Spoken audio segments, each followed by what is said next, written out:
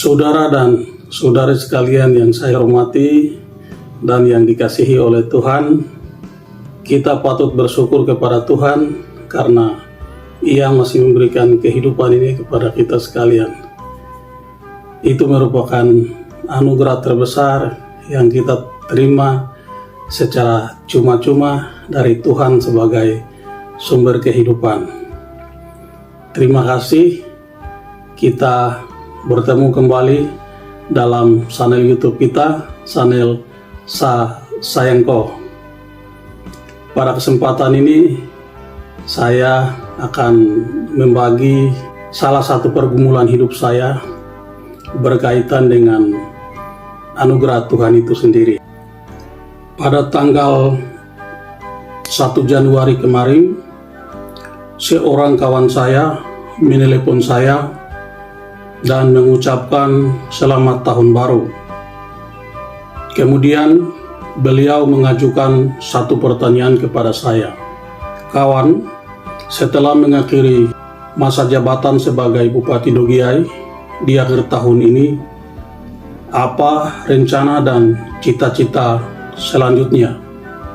Saya menjawab, saya tidak memiliki cita-cita dan saya tidak ingin bercita-cita. Jawaban saya ini membuatnya terheran-heran dan beliau menyampaikan protes kepada saya. Kemudian saya memberikan penjelasan berkaitan dengan pernyataan saya ini. Saudara-saudari sekalian, tentu saja jawaban saya seperti ini juga menimbulkan tanda tanya dan membuat banyak orang pasti merasa heran.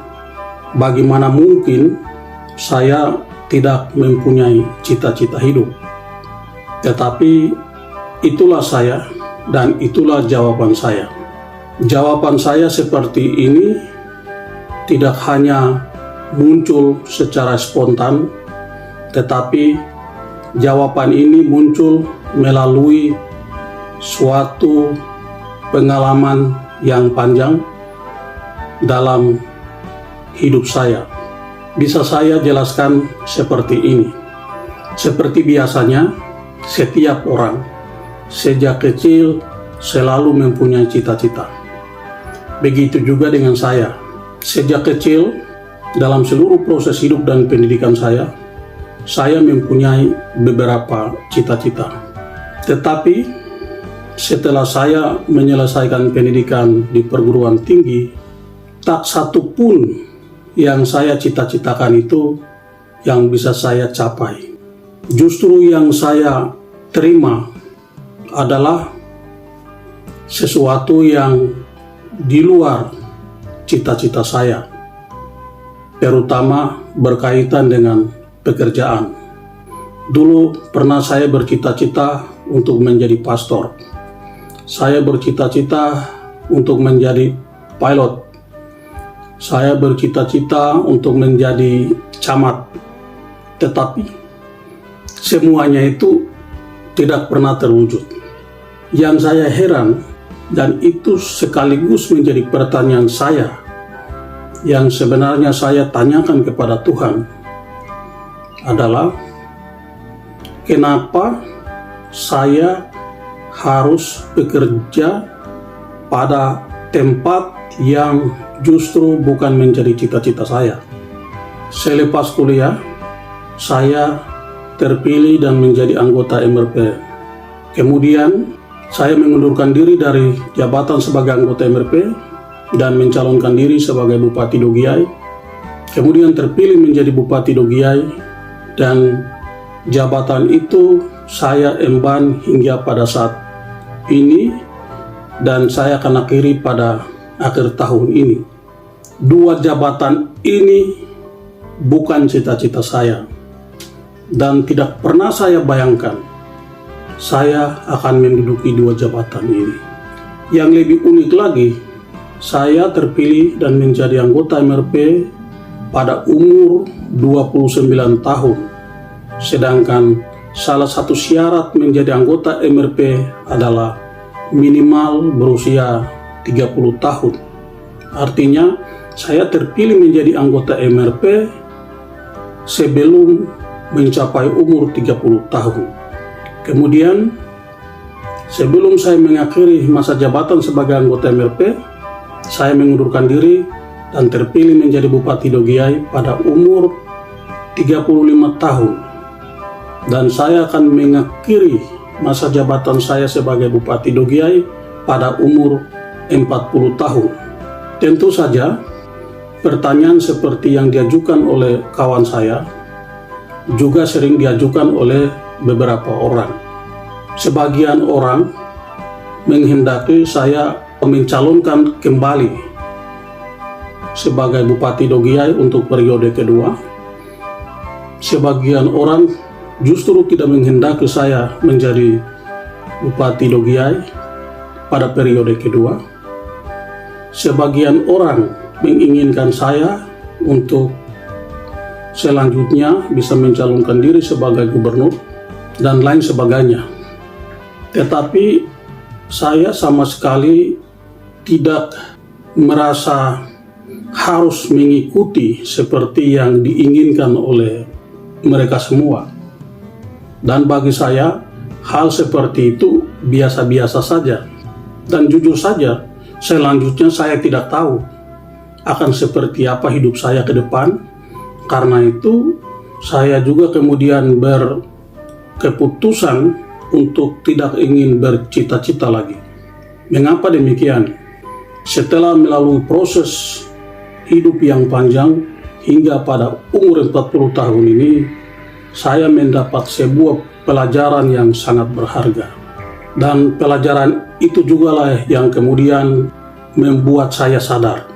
Dan saya percaya bahwa kita boleh merencanakan sesuatu, tetapi Tuhanlah yang menentukan. Yang kedua, saya memahami hidup ini sebagai sebuah perjalanan. Yang bisa saya lakukan adalah berjalan. Tetapi jalan hidup saya sudah ditentukan oleh Tuhan. Jadi saya hanya mengikuti jalan hidup yang Tuhan sudah tentukan. Hal itu kemudian menjadi keyakinan dan iman saya. Jadi setelah mengakhiri masa jabatan saya sebagai Bupati Dogiai di akhir tahun ini, selanjutnya saya serahkan kepada Tuhan. Saya tetap mengikuti jalan yang sudah ditentukan oleh Tuhan. Sekalipun ingin saya melenceng dari jalan itu, kalau itu sudah menjadi kehendak Tuhan, hal itu tidak akan pernah terjadi. Dan saya percaya ketika saya berada di jalan itu, tentu saja itu sebuah jalan yang tidak mudah. Saya akan bersusah payah mengikuti jalan itu. Saya pasti terjatuh, saya pasti lelah, saya pasti berkeringat, meneteskan air mata dalam perjalanan hidup itu. Tetapi karena saya yakin itu adalah jalan yang sudah Tuhan tentukan untuk saya, maka pada saat itu Tuhan akan menuntun saya. Ketika saya jatuh, Ia akan membangunkan saya. Ketika saya lelah, Ia akan memberikan saya kekuatan. Ketika saya menangis, Ia akan mengusap air mata saya. Ketika saya ingin berhenti, Ia akan mendorong saya untuk terus berjalan. Karena itu, saya sama sekali tidak pernah khawatir, tidak pernah takut menjalani hidup ini. Saya justru menikmati apapun yang terjadi dalam hidup ini dengan penuh rasa syukur. Ketika saya meraih prestasi yang luar biasa, saya mengucap syukur kepada Tuhan karena itu adalah anugerah Tuhan. Ketika saya gagal, saya mengucap syukur kepada Tuhan karena itu adalah anugerah Tuhan. Ketika saya senang, riang, gembira, dan bahagia, saya mengucap syukur kepada Tuhan karena itu adalah anugerah Tuhan. Ketika saya gagal, ketika saya bersedih, ketika saya menghadapi masalah, ketika saya meneteskan air mata, ketika saya putus asa, itu pun saya syukuri sebagai anugerah Tuhan. Jadi seluruh hidup ini saya pasrahkan hanya kepada Tuhan. Makanya saya sering berkata, Tuhan, kau mau jadikan saya apa saja terserah kau sudah. Mau suruh saya kemana, terserah kau saja. Mau suruh saya bikin apa, terserah kau saja. Semuanya terserah kau Tuhan. Itu sebuah wujud kepasrahan diri, kepasrahan hidup yang saya serahkan sepenuhnya kepada Tuhan. Jadi ketika saya akan mengakhiri masa jabatan saya sebagai Bupati Dogiai pada tanggal 18 Desember tahun 2022, selanjutnya terserah Tuhan saja. Yang pasti saya terus berjalan, dan selanjutnya Tuhan menentukan jalan mana yang harus saya lalui. Saya siap untuk melaluinya. Apapun yang terjadi, saya siap untuk terus berjalan di jalan itu. Jadi saudara-saudari sekalian, kita masing-masing harus belajar dari hidup ini. Apapun yang kita alami dalam hidup ini adalah pelajaran yang sangat berharga. Setiap keberhasilan adalah pelajaran. Setiap kegagalan adalah pelajaran. Setiap kebahagiaan adalah pelajaran. Setiap penderitaan adalah pelajaran. Dan dengan cara itu, sesungguhnya Tuhan mendidik kita agar kita semakin hari semakin menjadi manusia yang sesungguhnya. Dan selanjutnya, itu semua tergantung kepada diri kita masing-masing. Hidup ini sebuah pilihan. Kita ingin memilih hidup yang seperti apa, terserah kita.